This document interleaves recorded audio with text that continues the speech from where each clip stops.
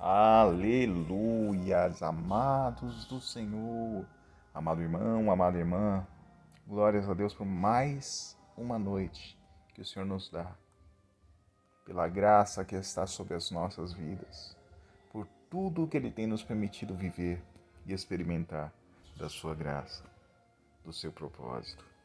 Amado irmão, como foi o teu dia? Foi bênção? Lutou? Batalhou? Teve problemas? Teve dificuldades? O Senhor conhece tudo isso. Porque Ele conhece o fim desde o princípio e as coisas que não foram como aquelas que já foram. O seu conselho será firme e Ele vai fazer toda a vontade dEle. Sempre, em tudo. Mas entenda, aquilo que Ele prometeu vai se cumprir. Está se cumprindo, está se desenvolvendo para chegar na tua mão. Aquilo que Ele disse sobre você vai se cumprir detalhadamente. Tudo o que Deus falou, Ele é fiel para cumprir. Ele tem um compromisso com a sua palavra. Deus não é homem para que minta, nem filho do homem para que se arrependa. Porventura diria o Senhor e não faria? Falaria e não confirmaria? Então, amado irmão, confia. Cabe a nós apenas a fé e a determinação em obedecer ao Senhor, confiando que vai se cumprir tudo que Ele prometeu, tudo que Ele garantiu. Porque diz a palavra que o Senhor Jesus é autor e consumador da nossa fé. Ou seja, Ele é o autor. Ele, na verdade, é o construtor pleno, o arquiteto do universo. Como tem músicas, né? Agora eu vou falar de música, não é louvor. Tem músicas até do mundo que dizem que é arquiteto do universo. Mas na verdade ele é o arquiteto. Ele criou detalhadamente tudo. E tudo está sujeito a ele. E tudo se cumpre na vida daqueles que confiam nele conforme a sua vontade. Ah, mas por que então temos que padecer tanto, sofrer tanto, ter que somos obrigados a lutar tanto? Porque no mundo nós temos aflições por causa do pecado. O pecado, amado irmão, a desobediência a Deus, nos separou do propósito de Deus. Por isso temos que lutar para estarmos na presença de Deus. Porque a partir do momento que houve a desobediência, o diabo teve liberdade. E começou a dominar a mentalidade humana. Por isso que a Bíblia descreve o mundo jaz no maligno, ou seja, o mundo está morto no maligno, na maldade, na perversidade, na corrupção. Mas quem crê e obedece à palavra de Deus, esse tem vida e a tem em abundância. Nós temos vida e vida em abundância, amado irmão. E Ele nos colocou numa posição de honra para sermos ministros de Sua palavra, para sermos dispenseiros de Sua graça. Mas cabe a nós nos posicionarmos para isso. Ah, mas eu não sou pregador, eu não ensino. Amado irmão, entenda que a partir do momento que você se veste do Evangelho, que você conhece a Jesus e começa a se transformar pela ministração da palavra, você se torna um pregador da palavra apenas pelo seu testemunho. A tua vida prega o Evangelho a partir do momento que você conhece o Evangelho e se transforma por ele. É isso que nós somos, dispenseiros da graça. Somos ministros do Senhor. Todos nós, sem exceção. Mas o que acontece? Alguns de nós temos eu vou falar negligenciado, mas assim, não é espontâneo. Não é algo que tem sido natural, não. Não é algo que flui, ah não, eu não quero, não quero, não. Não é assim não. Na verdade, pela fraqueza espiritual trazida pelo fator de não comermos do pão, que é a palavra de Deus, e podemos sermos alimentados espiritualmente para estarmos cada vez mais fortalecidos para combater o bom combate. Por isso, muitas vezes, a igreja tem se enfraquecido e se corrompido. Eu vejo a igreja tão fraca nos nossos tempos. Ah, mas a igreja está forte. Não, a igreja ela é poderosa. Mas eu digo que ela está enfraquecida porque não tem se dedicado à obediência. Porque não adianta ser ministrado pela palavra, mas não viver conforme a palavra. Não adianta ouvir a palavra e só tomar uma parte. Aquele que for parcial,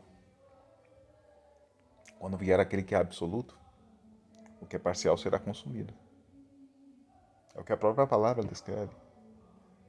Amado irmão, leia a palavra todos os dias, coma do pão todos os dias, se alimente, se fortaleça espiritualmente todos os dias e obedeça todos os dias. Viva a plenitude da palavra todos os dias. E a bênção que enriquece e não acrescenta dores vai alcançar a tua vida todos os dias. Nada vai te faltar em nenhum momento. Porque o Senhor é o pastor daqueles que o temem, daqueles que o obedecem, daqueles que o buscam. Amado irmão, amada irmã, vamos obedecer a palavra, vamos obedecer ao que o Senhor ensina. Precisamos disso. Não é fácil. Nunca vai ser. No mundo teremos aflições, mas estamos firmados nele. Temos bom ânimo porque ele venceu o mundo. E a vitória que vence o mundo é a nossa fé nele. E glórias a ele por isso. Mas, amado, você precisa da palavra. Você precisa crer. Você precisa conhecer ainda mais. Porque eu falo, o que está faltando muitas vezes para muitos servos de Deus é conhecimento da palavra. Porque não adianta você conhecer parcialmente. Não, mas Deus tem isso para minha vida. Mas por que Deus tem isso para tua vida? Firmado em quê? Amado, tudo tem propósito e todo propósito tem porquê. Porque se você perceber, aí eu vou falar, posso usar algumas referências, mas eu não vou usar muitas não. Mas eu vou falar de José, como já falei, acho que foi ontem ou anteontem, mas ainda assim eu falei recente. José, ele não entendeu. Foi vendido como escravo pelos irmãos. Depois teve a confusão toda lá com Potifar, com a mulher de Potifar. Foi preso, foi injustiçado, passou por muitas coisas. Mas ele não se prostrou, não se corrompeu. Esteve firme na palavra, firmado na palavra. Ah, mas nós muitas vezes não meditamos nisso. Eles carregavam Bíblia naquela época. Eles carregavam o rolo da palavra. Não existia Bíblia, livros como hoje, mas o rolo. Eles levavam no pendurado, porque não tinha bolso, né? Também eram outros tipos de roupa. Mas eles levavam em algum guardado em algum lugar para meditar sempre. Não. Eles conheciam a palavra, eles guardavam no coração a palavra. Mas ainda assim eles meditavam sempre nela. Mas então, mas ainda assim, em José, por exemplo, não tinha a palavra escrita. Aí eu pergunto assim, porque nos primeiros homens da existência e no desenrolar dessas histórias, das primeiras histórias, por exemplo, Moisés. Vou falar de Moisés, depois eu vou voltar para José. Quem escreveu os 5 primeiros livros da Bíblia foi Moisés. E aí eu pergunto, então, aonde Moisés se fortalecia? Lendo o quê? Lendo o que ele mesmo escrevia. Sim, com certeza. Mas tendo vida com Deus. Muitas vezes nós não temos... Ai, por exemplo, vou dar um exemplo específico. Pessoas que não sabem ler. E aí, como elas vão ser fortalecidas se elas não sabem ler? Mas hoje nós temos Bíblias em áudio. Graças a Deus, louvado seja o Senhor por isso. Mas, ainda assim, o Senhor sempre trouxe recursos específicos para cada um, para cada geração, para conseguir crescer na graça e no conhecimento do Senhor, para se fortalecer espiritualmente. Como eu falei em Moisés, estou falando de José. Eu falo, José sofreu muito e ele tinha como base os ensinamentos passados para ele, porque era uma tradição. Eles transferiam o conhecimento de pai para filho, ia transferindo. Só que o que acontece? Na família sempre tinha aqueles que obedeciam, honravam os ensinamentos e outros não eram tão temerosos assim. José tinha temor e honrava o pai e buscava obedecer, diferente dos irmãos. Mas ainda assim, amado irmão, eu quero que você entenda. Nós hoje somos como José. Devemos ser como José. Nos dedicarmos a conhecer cada vez mais o Senhor. Sua palavra, suas leis, seus mandamentos, suas ordenanças. Tudo que Ele revelou. Para que possamos viver a plenitude da sua vontade. E possamos experimentar a sua boa, agradável e perfeita vontade. Possamos viver a plenitude da bênção em obediência, porque não temos como obedecer se não conhecemos, mas se conhecemos e não obedecemos, fica pior. Porque os outros filhos de Jacó, ou de Israel, na verdade, vamos colocar já como Israel, que é o mais atual, os filhos de Israel, fora José, desobedeceram, desonraram e viveram consequências também. Claro, depois se posicionaram, sim, mas ainda assim, muitas vezes no processo, passamos por momentos de desobediência, meu amado irmão. Não é fácil lidar com as consequências, mas elas vêm sempre. Não tem como. Lei da semeadura, o que você planta, você colhe sempre. Ah, mas o sangue de Jesus, sim, o sangue de Jesus traz perdão para a tua vida. Mas o próprio Jesus trouxe a luz de que Deus é justo. E se Ele é justo, Ele não pode nos poupar de enfrentarmos consequências de erros que cometemos. Porque aonde estaria o nosso amadurecimento se não tivéssemos que lidar com as consequências das nossas falhas? Como amadureceríamos? Desculpa a minha forma de falar, mas ainda assim, está ficando compreensível e glória a Deus. Como iríamos amadurecer se não tivéssemos que enfrentar as consequências dos nossos erros? Glórias a Deus por isso. Mas entenda. Mas muitas vezes parece que as consequências não param, não cessam.